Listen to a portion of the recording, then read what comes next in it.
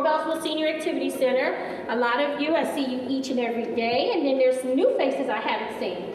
But today's lecture is going to be on Declutter 101. Now, all of us must know something about it because this room is packed. And we all need to declutter. So I am going to introduce Miss Judy Tiger from Just That Simple Home and Office Organizing. She was very gracious in coming in here today to speak to us. So I turn over the floor to Miss Judy Tiger.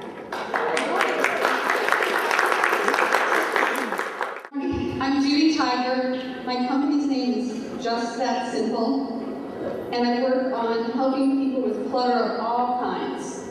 So and my clients, by the way, range in age from 8 to 85. And so we work on all kinds of clutter. Can you still hear me? It's ringing in my ear. Okay. So it might be sometimes people call because they just have a pile of papers that is giving them trouble. Sometimes it's rooms full of paper. Sometimes it's one closet that they can't close. Sometimes it's the entire house where nothing seems to have a home. And so we are all on that continuum somewhere, if not all the time, some of the time, right? Because clutter is not about, or decluttering or being organized, it's not about being perfect. And it's not about having a home out of House Beautiful magazine. There's nothing whatsoever to do with that. What it is just the idea of getting rid of clutter or getting organized. It's just so that you can have a good, safe, and healthy life. And happy, I hope. So that you can relax at home or in your office, enjoy the spaces that you have, find everything that you need, use the things, put them away. So far, so good? Okay.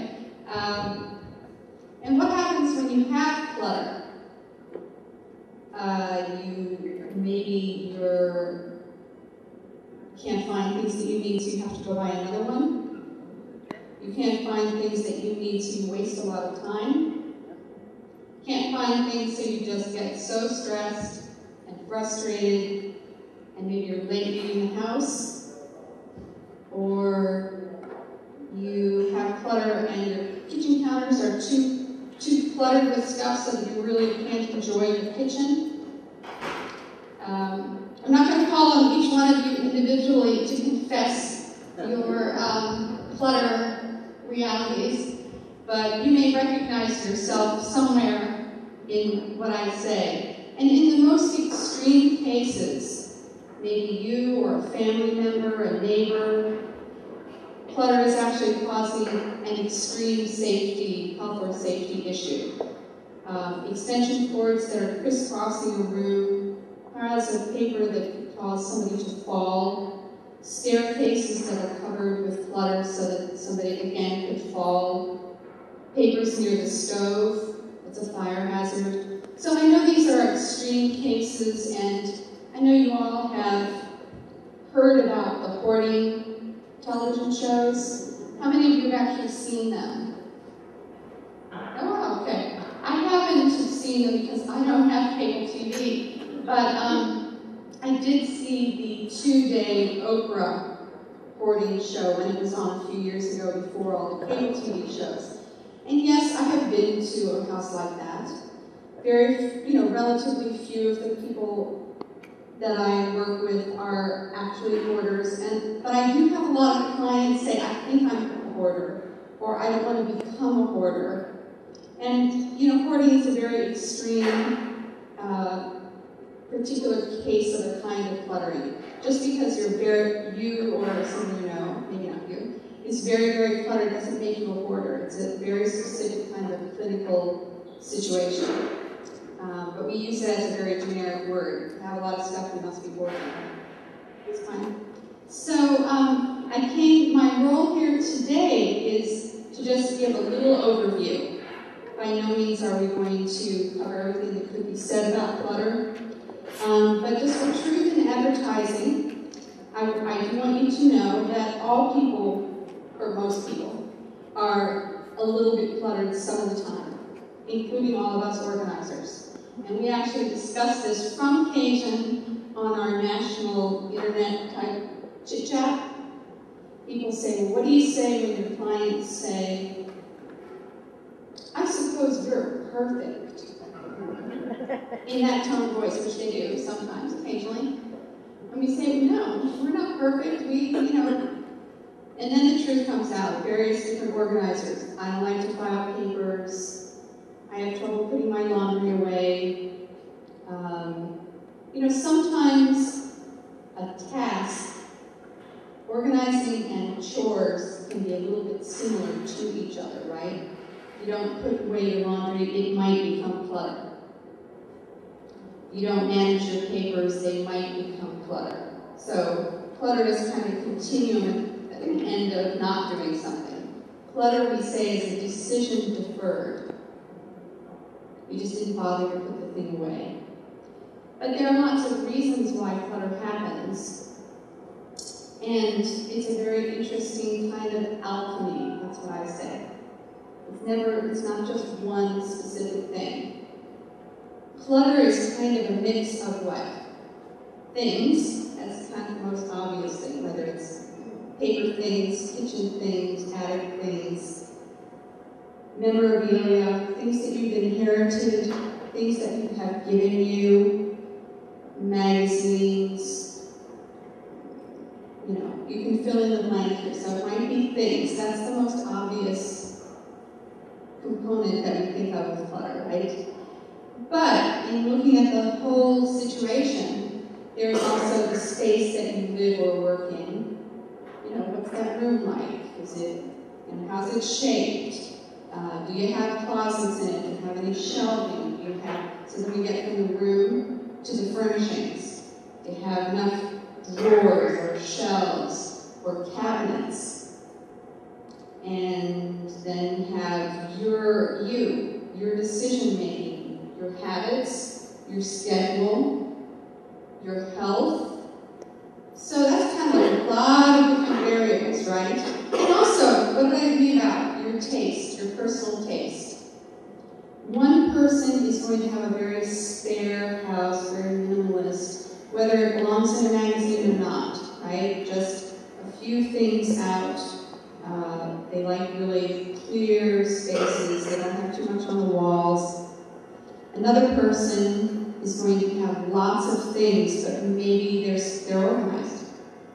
So being organized doesn't look the same for everyone. It's quite individual. And I find that quite interesting and fun and endlessly entertaining for me to match what does it mean for you to be organized, or for you to be organized, or for you to be organized. They're all going to be different. And yet, as I said at the beginning, there's going to be some similarities, because you do need to be able to remember where you put things, find them, use them, and put them away again. Meet your deadlines, your personal deadlines. And maybe we'd like to hope that you feel comfortable inviting guests over. I just throw that into my definition. Okay, so I'm going to leave some room for questions. And what I brought today with me that I'm going to give you at the end is a kind of a top 10, my sort of top 10 tips.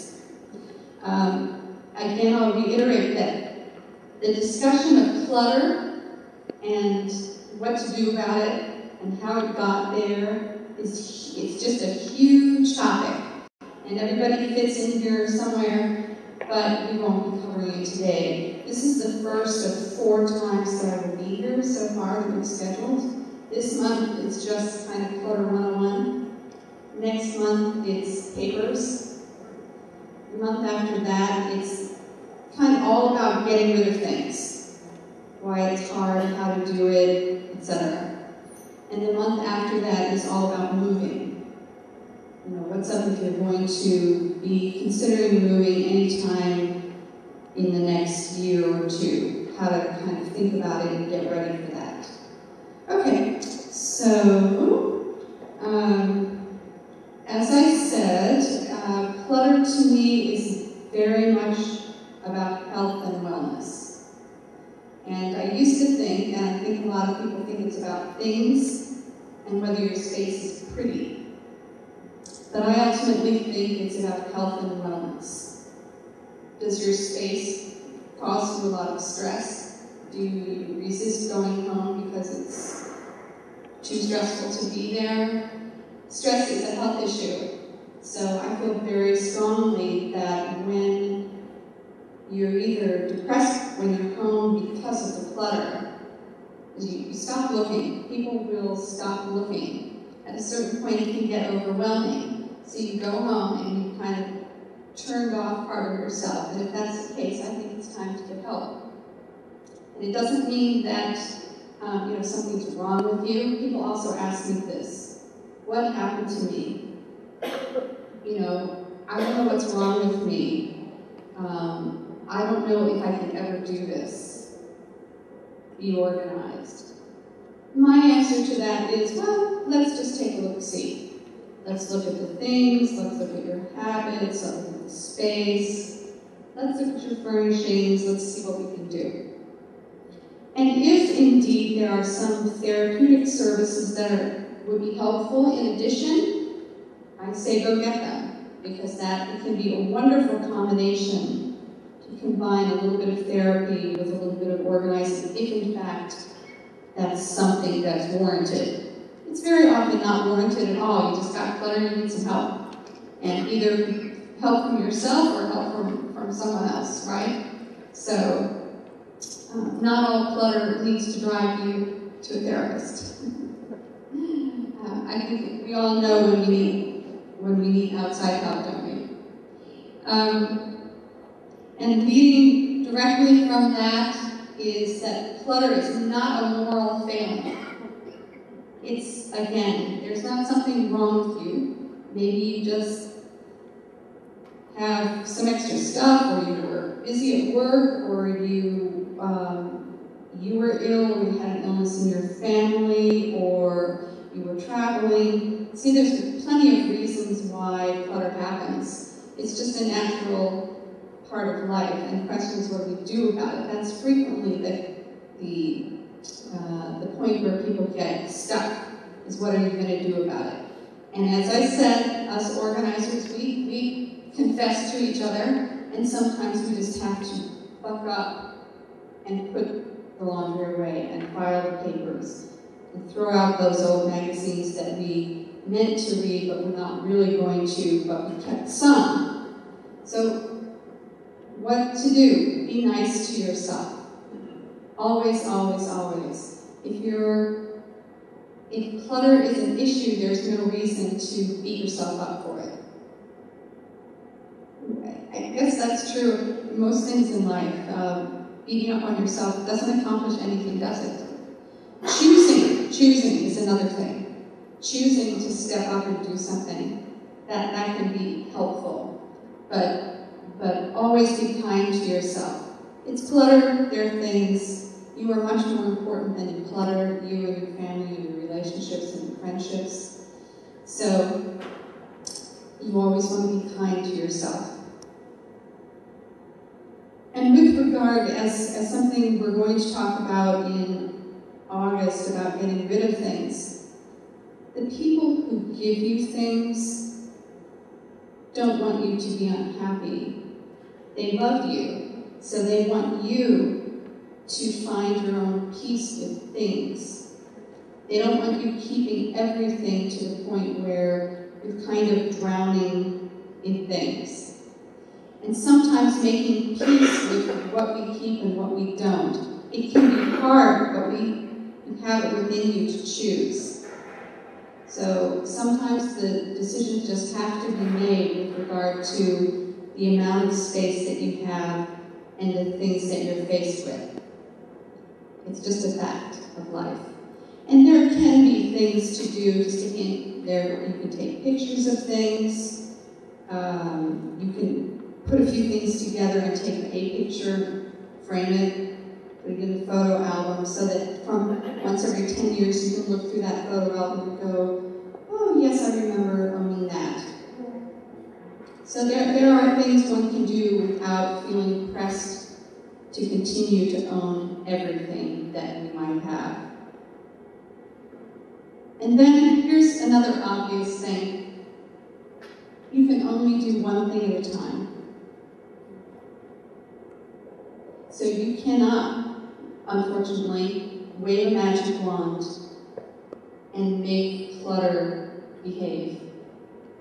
I wish it were otherwise, but it's not. So, no matter what you are faced with, you're still only going to be able to do one thing at a time.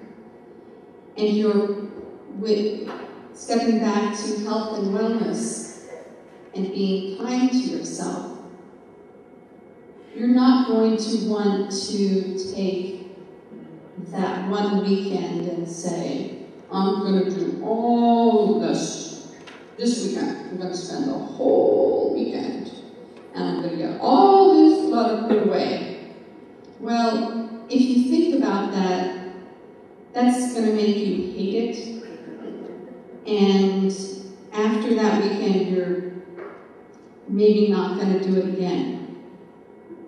Whereas the thing, every day you get up and get dressed and brush your teeth, you don't do that once. You don't binge on that. You just have routines we have to do. Get up, brush your teeth, get dressed, maybe make your bed, make some breakfast, whatever. So we all have routines, right? And the question is, how can we have a routine with regard to things? Do the laundry, put it all away. What are the routines that we could have or should have? I try not to use should too much because it gets so perilously close to all that judgmental bit. If you were good, you would fill in the blank. And I think we already all know that we have routines in life. Occasionally we have to vacuum, that's a routine. We have to do laundry, that's a routine. So we do know this, and sometimes with regard to clutter, there's something that we forgot that we could add to those routines, something we could choose to add, and a reminder can be useful. It sounds simple, but it's not always easy to change our habits, is it? No, it's not. So, sometimes there's skills involved. I didn't know I could do it this way. It never occurred to me I could put this over there. So there are things. We also forget that we could learn new things, right? We stop realizing that that's possible, or that it's necessary. So sometimes we just need to try something a different way when it comes to clutter. Okay, now, for another practical matter, if you think about your space for a moment, your house, your office, think about zones. Oh, and by the way, I am going to hand out all of this at the end. Think zones. The kitchen, that's a zone. The dining room is a zone. It's a zone meant for dining. Maybe for dining and hanging out with family members. Kitchen is for cooking, primarily. The bedroom is for sleeping and having your clothes. You get my point. Now, if you live in a small space, depending on, let's say, imagine for a moment that you live in one room. I don't know who maybe someone does, but imagine that you do. Let's say like an efficiency or a studio apartment. You can still have zones. It's a matter of thinking of it that way. It's the dining room, the office, the bedroom, the utility room. Sometimes I call it the garage. Okay, you don't have a garage, but there are things we think of that maybe belong in the garage or the utility room. And when we think about zones, it can help us put something in the place where it belongs. And maybe we never thought of it that way. And just in case you think that an organizer is going to tell you that you should only have one of those. Why do you have 3 of those? You should only have one. We're really not like that, by the way. We don't lecture usually. And there are some times when you do need something repetitively. And if you don't have it where you need it in its zone, you're going to start carrying it all around and putting it down here and putting it down there, and then you can't find it, right? So that most often applies to scissors, maybe a stapler, trash cans, reading glasses if they're not prescription, sometimes hand lotion, lip gloss. I mean, you know what I mean, Kleenex. So when you have them where you need them, you can find them. And you can use it right there and leave it right there. It's when you start carrying things all over the place, which, yes, of course we all do that. But the more that you can be kind to yourself and think in zones, easier it's going to be for you in the long run. Everyone. Who suffers from junk mail? Okay, is there anyone in here who does not suffer from junk mail? Okay. One, do you really need that junk mail? Okay, so you can go to the Direct Marketing Association and online and fill out a little form, fill out something, and pretty much you won't get any more junk mail. The one thing that you need to know about junk mail is that when you purchase something from a catalog, I believe they have about 18 months just pro forma that they can be sending you catalogs, and some of them sell their mailing lists. But when you order something, I think you can tell them not to send you a catalog. You have to do it then, or follow up with a phone call when you get that next catalog. Say, don't send me one. So the challenge for you always gets to be, well, what if I want to order something from Land's End? Okay, if you're not going to be in a hurry, you can just call them and say, can you send me your current catalog? Keep the last one, even if it's old or 2 years old, just to remind yourself. And either get a catalog when you need one, or use the internet. Now, I personally am not very fond of internet shopping. I don't like that. I guess I'm not modern. So I don't like looking at the merchandise online. It doesn't make me happy. But if you do, that certainly saves you a lot of paper. Who gets oodles and oodles of charitable solicitations? Okay. Same thing with those. I believe you have to do it with each individual charity. You can ask them to tag your name for once a year only. And as long as they're of any size whatsoever, they all have that sophistication in their databases. They don't want to do that because there are statistics which say that they will get money if they keep mailing things. They don't get money from me if they do that, but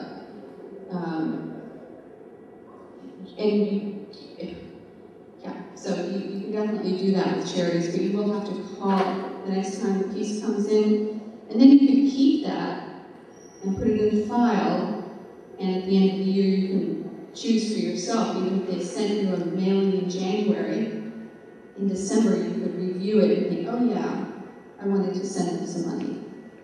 So it's not that you're going to specifically forget about them if you don't keep their solicitation, right? Okay. So now, let's see, how am I going to ask this question? How many of you don't bother to look at the date on medicines, toiletries, food, expiration dates? You all does everyone, let me try that the other way. Does everyone pay attention to the expiration date on their medicines? Yes. Yes, okay, you're also with I have, a lot of times people don't. Toothpaste expires. Everything expires. And cosmetics that don't have dates, they're about 2 years. Yeah, we have an expert. So,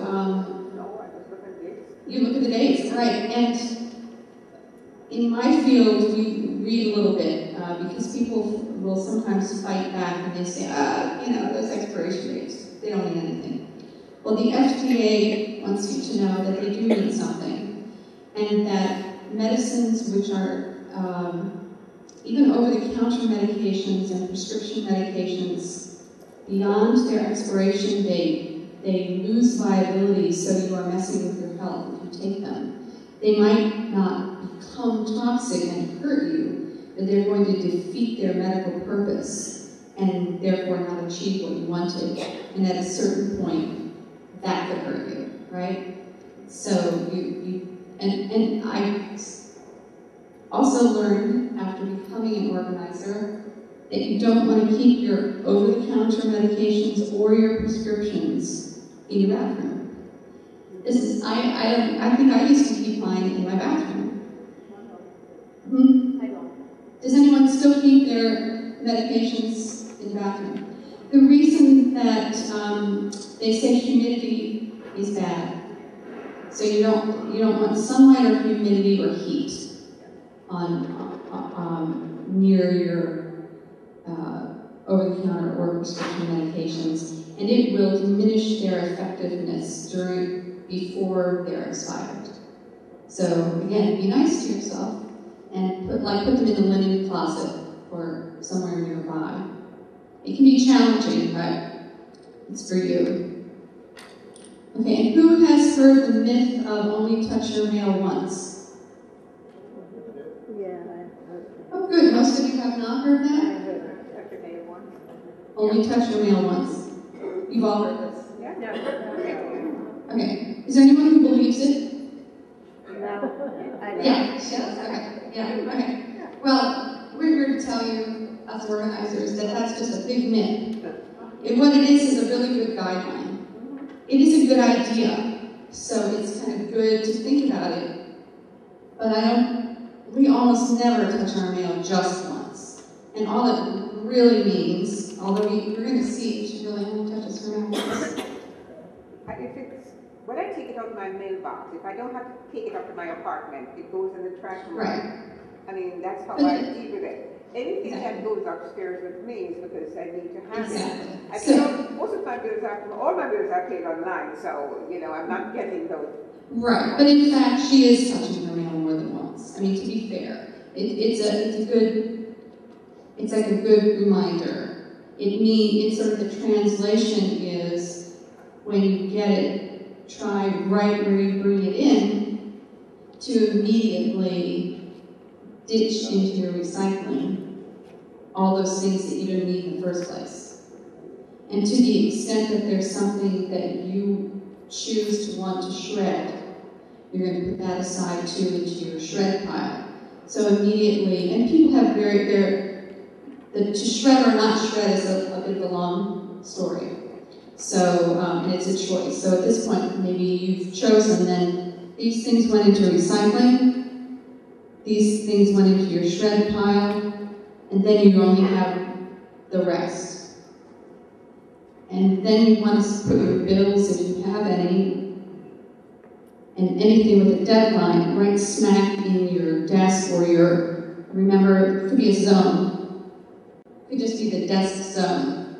You want to put it down and have it separate from magazines, catalogs, newsletters, personal letters to you, so that you can actually take care of things with a deadline. Right? Sounds simple, we don't always manage that. And then there's going to be, for anything that you're keeping, again, maybe you're having to file something later. So it's really not once, is it? But it's as little as you can possibly muster. Sometimes it's also the case that we could get some help from ourselves from our calendar. This is a tough one because to us, appointments are formal things. They fit into a different groove in our head. You know, there's life.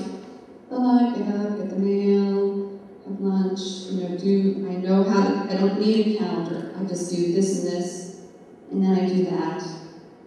And what's an appointment is for going to the doctor, going to the theater, meeting my friend for lunch, coming here to listen to the very interesting speaker, coming to your aerobics class. Those are appointments, right? But with just doing my life, I'm not going to make an appointment. That'll make me feel really hemmed in and like I'm being pushed around. We're very emotional beings, people. It's like, that'll make me feel really horrible, and then I'm really not going to want to do it. If I have to make an appointment with myself, forget it. But you know what? When you have a lot of clutter and you're trying to practice new things, sometimes it can be helpful. So I think it's good to at least consider for any of you that need it. See, some of you might not need it, and it's like, what is she talking about? But for those of you who have trouble keeping up with things, you're like, what? Oh, an appointment. Wow, there's an idea. Okay, so you make a list of the things that you're having trouble getting done, whether it's the papers, and papers might be 3 different things. Open the mail and pay my bills. Another one might be filing. Another one might be sit and read. Another one might be ditch the old magazines, because that might only be once every 2 months. So, you can experiment making appointments that are just spaced out right and trying to choose to adhere to them and then see if that's helpful. These are only things that are meant to help you if you need help. They're not meant to tell you that everybody should make an appointment to open their mail. Does that make sense? Yeah, right. Okay. And then what else would be nice? After I just forced you to make appointments and do your things, what seems to be the very next thing you should do is reward yourself. That goes right along with being nice to yourself in the first place. Reward yourself, and for each of you that's going to be, sometimes I tell clients, make a list of what's a reward to you. Take a nap, walk the dog, take a walk, meet a friend for tea, go to the movies. You would have your own version, take a hot bath. Watch your favorite TV show. So you could, do you remember the feeling that we're supposed to not have this feeling? See, this is another, we are all human beings. And we still have within us the little kid that's like, no, I do not want to do that. Do we have that person within us? No. I do not want to do my laundry. No. I do not want to sit at my desk. And we pretend that we don't have that person within us, that little kid, but we do. Everyone does about something. I don't want to clean up the kitchen now. I don't feel like it. And I say one of the things that you can do is embrace that silly, petulant, resistant little person and go ahead and do it anyway. Because it doesn't matter if you do it kicking and screaming in your inside of your head. It just matters if you do it. And so, should you binge for an entire weekend? No. You might push through the no, I don't wanna for half an hour, 45 minutes. I think less than half an hour we don't really get much done, but half an hour, 45 minutes, hour and a half. And then reward yourself. It's human nature. we are very much people of our nature and emotions, and we like rewards. Okay, and then finally here, this is hinting at September, but I'm just going to touch on it. Moving is a really, really big job, right? Who has moved in the last 5 years? Okay, who has not moved for 20 years? Okay, and who has not moved for 30 years? Okay, so who moved within the last 2 years? Okay, so it's a lot of work, right? Tremendous amount of work. And what I recommend, a couple of little tips about this, is that you deserve to review what you own. Sounds crazy, like you deserve to move well. You don't deserve to wait until the last minute and then punish yourself by having things, feeling pushed to just throw things away or just slam everything into boxes. You deserve a good life as you have now, and you deserve to move well and in an organized, reasonably calm way. I can't say that moving is ever just totally stress-free because it's sort of you're ripping up your current routine and moving it. But within the confines of trying to move in a stress-free way, that is what you deserve. So as soon as you're thinking, it's going to be sometime in the next year or so, is a great time to think, well, what would it take to move? Well, two basic things. One is that as I sit aside, you will notice that they always say we only use 80% of what we own. Nothing wrong with that. It's just sort of some those researchers, that's what they say. We only use we don't use about 80% of what we own. That just means that you don't have to be using it all the time. Nobody's saying you shouldn't own it. You're just saying what that means is that in order to have the core of things that you need now and while you're getting ready to move and during the time that you move and for the first few weeks before you're settled, I call that a transition life. That's my version of it. And of course, it is the most arranged right when you're moving, but you deserve a great transition life. So you have all the important papers you need, your medicines, a nice core set of clothing. It's like a bridge life. And sometimes we forget all about that. It's like, oh my God, I'm moving, whoa. And then you can't find this and this and that. You can't find some kind of instructions or whatever it is. So I think that comes first. What is the core? What is that 20%? Or maybe it's what is that 5% of the 20 that we were using that we actually have to have a life. You don't want to have to unpack the first 24 hours that you're in your new place. So, transition life, very important. And then secondly, reviewing in your own time what you own and figuring out what you're keeping and what you're not.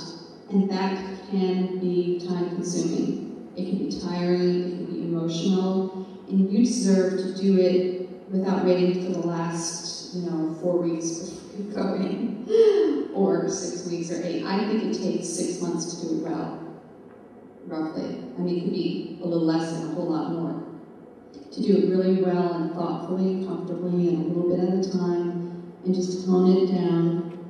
And then when you move, everything can be packed in a way that you already know which room you want the movers to put these boxes. These boxes go here, these boxes go there. So that's I think moving is important. So that concludes my formal chit-chat today. And what I'd like to do is welcome questions. And I think I'm supposed to put the mic here. I'm supposed to share the mic. Okay. There's no mics out there? No. Okay, but if you don't feel like getting up and I can hear you, I'll repeat the question. Questions, comments? Yeah, what do you do with accumulated old printers, stuff like that? Okay. Cell phones. She's asking about electronics and computer type cell phones, printers, things that are old electronics. I don't know the specifics about Laurel in this particular area but normally what happens is every jurisdiction, the trash services, which is usually called the Department of Solid Waste. Your county's Department of Solid Waste has a routine, and generally it requires a drop-off at usually they are not picked up. However, so like for example in the District of Columbia, once a month we have a drop-off. There are no pickup services in the District of Columbia for electronics or what's called e-waste. Hazardous, any kind of e-waste or hazardous waste. And sometimes there are nonprofits or community groups that arrange pickups or have other special arrangements. So the best place to start is by looking on the internet or making a phone call to your solid waste division, the people that pick up your trash normally. The city of Laurel, I don't know where she lives, but the city of Laurel has twice a year, they have that electronic recycling. And there's a designated spot of Route 1 that if you take it, then they will take it and do whatever it is that they need to do. They probably have. But it's twice a year, it's like April and October. Okay, but they may also have an ongoing place at the dump. They may or may not. Yeah, up there, yeah. Right. But the county can tell her to Right, so. Check with our county. Right, so it can be a little bit challenging. The other thing to do sometimes when we don't have the momentum for that is to, in our own neighborhood, maybe have a couple of people. It's like having a street party, sort of, where a few neighbors agree to drive, and you put a flyer around saying, "Let us know," and it can help generate a little enthusiasm. You may not need that. You could just get your car. It's just a matter of knowing where to take it. Right, but sometimes we need social assistance for us to get up and do something. So it's like we'll clean the house if the guests are coming over. If we knew our neighbor was going to the drop off, we both clean.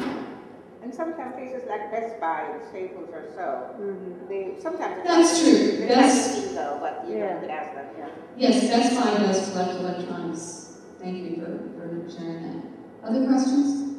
What would the difference be between collections and just clutter? Okay. A very good question. What is the difference between collections and clutter? On the one hand, maybe a person could say maybe not much, but that's not really fair because a collection is something. Clutter may or may not be. Clutter might or might not be a collection. It might just be stuff. It might be random stuff. But your collection could be clutter. A collection could be clutter if you don't have room for it, if it's stressful, if you don't have any place for it. So when does something go from being cluttered to not being cluttered without your getting rid of any of it? Remember, not all the answer to getting organized means that you should get rid of everything you have or get rid of a whole lot of stuff. Sometimes getting rid of is definitely part of it. But sometimes it's just having a place to put it properly where you know what it is and it's labeled. And how many of you have heard of Peter Walsh, the English clutter guru who's on Oprah? Well, he's not the only one that would say this, but many people say if something is a treasure, then treasure it. And what they usually mean by that is know what you have, treat it well, preferably you should maybe have it on display. If you have it, why wouldn't you be honoring it? If you can't do that, then why would you have it? If it's just in a box on your shelves, all nice and labeled. I'm not sure that we can always manage to display everything that we own. And sometimes we own things that are in a box and they just have a label. And, there's not a formal rule against that, but you can see that you can ask yourself, well, now, why isn't it in that box in the basement? Like, am I ever looking at it? So these are things you can be kind and ask yourself and review. If you had a collection of something, maybe if you only owned half of it, could you display that half and then love it, really love it deeply and honor it? Would you want to sell the other half, or send it to a museum, or send it to your nieces and nephews? So sometimes this can be a little difficult, and when I said that you can only do one thing at a time, maybe you're just going to consider that one collection of something. That's great. Maybe it's going to take a while because it's difficult. We didn't know when we were growing up. We don't know that these things are coming along. There are lots of things we don't know as we're growing up. When we're little, we don't know what it's like to be a grown-up. And then as we grow up, we don't know, we might have inherited things. So these can be new experiences for us, right? Okay, that was a long answer. I have a couple problems. Uh-oh. We're having a confession. My first problem is I decorate per season. Okay. So I have tons of decorations, and I refuse to get rid of them. But then I have Mom, on the other hand, that says, well, if we get rid of this stuff, we can get more stuff. so our problem, and I'm going to put Mom in here too, our problem is I have 12 tubs of Christmas decorations, 4 tubs of fall decorations, 3 tubs of Valentine, Halloween. I seriously decorate each and every season. Okay. So I have all these big, giant blue tubs. Okay. Now, my problem, my husband is kicking us out of the basement. Where am I putting it? Okay. Well, foremost, what is the most important thing here? The people. Are we agreed on this?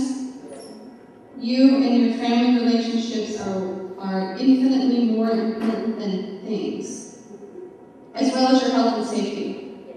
You and your relationships far outweigh things. That does not mean that they don't have any importance at all, and that you don't love them, and that they make for part of what makes your relationships. So if you will not have access to whatever space you had before, if he's kicking you out because it's just bugging him, then it could be that there's some way to share the space. So I'm not even asking, I'm just saying these are things that could come up, right?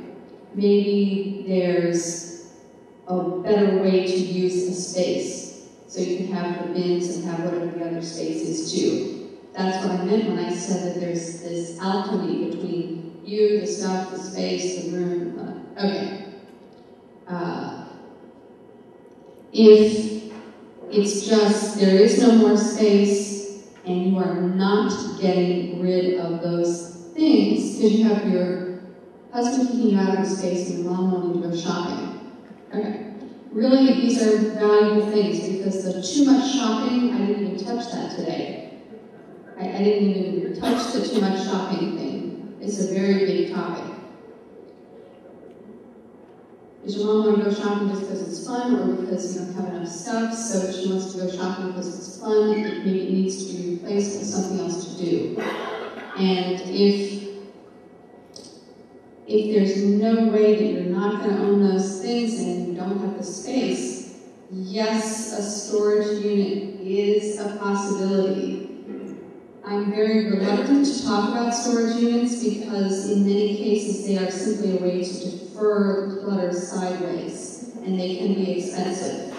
However, if they really do represent a very, very clear space limit and use, and things are really going to robustly be used, and they're not just a way to avoid a decision. Okay.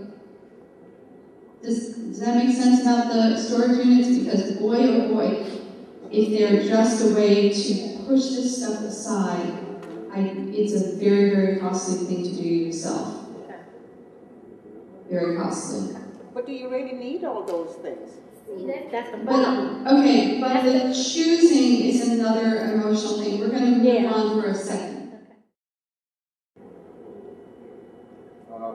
Very easy definition between clutter and the collection. If it belongs to the husband, it's clutter. If it belongs to the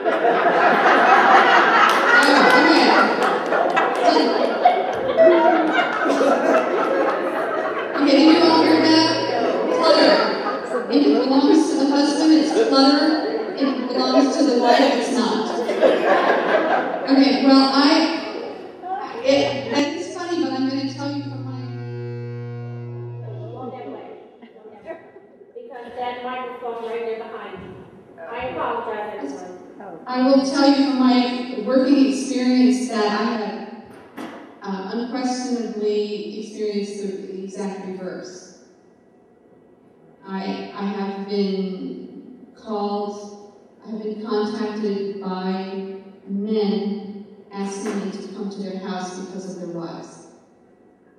Okay, so I think it works both ways. Yeah, but as you can see, you got more women in here than men. Okay. I wasn't following who was next. She's had her hand up before I know. I was just going to ask a question on expiration date. You were talking about medicines. Now, the expiration date, is it different for medicines than it is for food? Well, okay. She's asking me if the hardness and fastness of expiration dates applies to food as well as the toiletries and medicines. I think, okay, here is I am not a food scientist. I cannot dispense this advice. This is only advice. I don't have the expertise to answer this like a scientist. Okay, you got that? Okay, I think all of us may have an intuition and experience about some food products where we might decide that they have a day or two or a couple days or something. So, if you're still living right now and you have a food practice that you know well, okay. But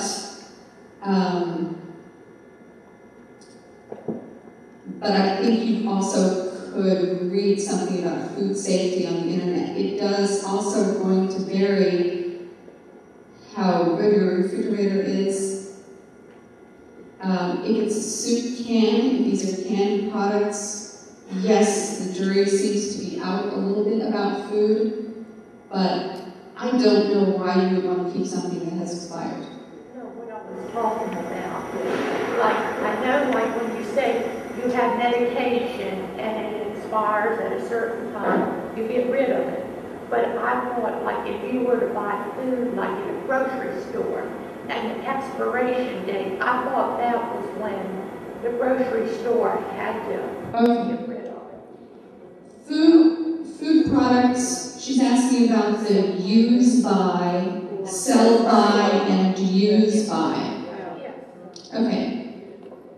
The sell by date on food is going to have a little bit of window for them to sell it so you can use it. But the expiration date is an expiration date. Well, actually, if I can interject here, the sell-by date, the stores have, they must remove it from the shelf by that sell-by date, whether it's fresh food, canned food, or boxed food.